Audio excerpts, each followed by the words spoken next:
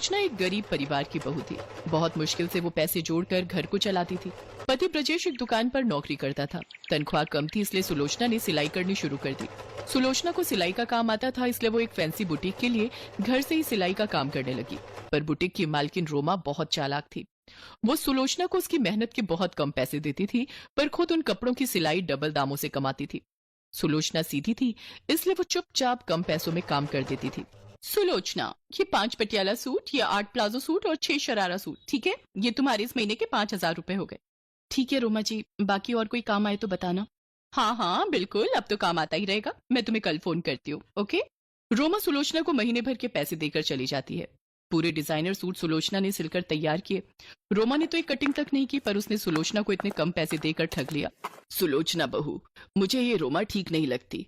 तुमने इतनी मेहनत से दिन रात एक करके सारे सूट तैयार किए हैं और ये तुम्हें ठीक से उसके पैसे भी नहीं दे गई। मेरी मानो तो तुम इसका काम मत करो। नहीं माँ जी, मुझे काम की जरूरत है। अभी जितने मिल रहे उतने ठीक है। मैं रोमा जी का काम नहीं छोड़ सकती। आप तो जानती हो, घर खर्चे के थोड़े बहुत पैसे यहाँ से मिलने लगे हैं तो थोड़ी परेशानी कम हुई है। ठीक है बहू, जैसी तुम्हारी मर्जी। अगले दिन रोमा का फोन आता है और वो सुलोचना को जल्दी ही बुटीक पर बुलाती है। सुलोचना, बहुत सारा काम आया हुआ है। अब तुम्हारे पास बिल्कुल भी समय नहीं रहेगा, इसलिए तुम अच्छे से मैनेज कर लोगी ना? जी बिल्कुल रोमा जी, आप मुझे बता दीजिए क्या करना है। ये 2 ब्लाउज और स्कर्ट सबसे पहले सिलकर देने हैं। तुम सबसे पहले ये तैयार कर दो। मैडम, ये दोनों तो एक से ही हैं। हाँ, वो चांस की बात है। दोनों कस्टमर के कपड़े सेम ही खरीदे हुए थे, इसीलिए मैंने दोनों नाप अलग अलग लिखकर स्कर्ट के कपड़े पर लगा दिए हैं, ताकि तुम्हें याद रहे कौन सा किसका नाप है। मम्मी, मुझे आइसक्रीम खानी है। क्या बात है मिशी, देख रही हो ना मैं काम कर रही हूँ। चंदू भैया, मिशी को सामने दुकान से एक आइसक्रीम लाकर दे दो। आपकी बेटी है ये रोमा जी? हाँ, मेरी डॉटर है ये। वो आज इसकी केयर टेकर छुट्टी पर थी तो ये मेरे साथ बुटीक पर आ गई। सुबह से बहुत परेशान कर रही है। अच्छा, तुम ये ब्लाउज और स्कर्ट ले जाओ और जल्दी से तैयार करके कल तक ले आना, फिर मैं तुम्हें और काम दे दूंगी। सुलोचना घर आती है और बहुत ही अच्छे से ब्लाउज और स्कर्ट सिलकर तैयार करके बुटीक पर दे आती है। पर उसी शाम सुलोचना को रोमा का फोन आता है। सुलोचना बुटीक पहुंचती है। रोमा बहुत गुस्से में थी।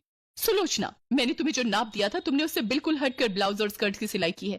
तुम इतनी बड़ी गलती कैसे कर सकती हो, जबकि तुम जानती हो मेरी क्लाइंट इतने पुराने हैं। वो विश्वास पर मेरे बुटीक में आते हैं। तुम्हारी वजह से आज मेरे 2 क्लाइंट खराब हो गए। पर रोमा जी, मैंने तो वही नाप के कपड़े सिले हैं जो आपने मुझे दिया था। मुझे कुछ नहीं पता। ये कपड़े ठीक फिटिंग करके दो और उसके बाद बुटीक आने की कोई जरूरत नहीं। सुलोचना कपड़े ठीक करके दे देती है। सच तो ये था कि रोमा खुद गलत थी।